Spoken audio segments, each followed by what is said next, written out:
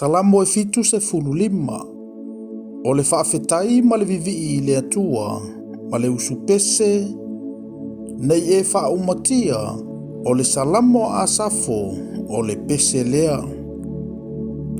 Le atua e, mātou te vivi i a te oe, mātou te vivi i lava.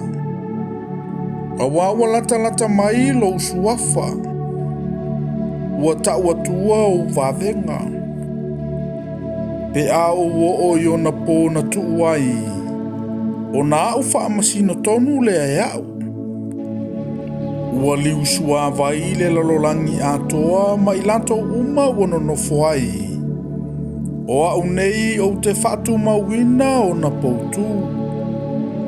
Na o whape atu ye ua vale lea. Aua tau te a mio whaavalea.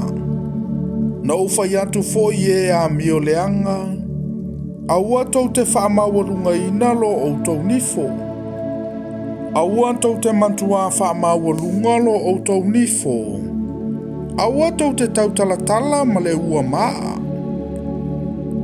Aua e le o sasae, po o sisifo, po o le vao i ai le maunga. A o le atua na te whaamasino ina. O ia na te whaamaulalo ina le tasi. O ia foi na te whae ina i lunga le tasi. Aua o lo i le a au Yehova le ipu. Ua mumu foi le waina. Ua tumu i le waina filongia. E lilingi ina atu foi e ia ai le nei lava ipu. A o nalu. E taulia a whaainu ai o e a mio leanga uma i le lalolangi. A au, o te tau atu e whaamavau, o te whaipesenga lava i le antua o Iakopo.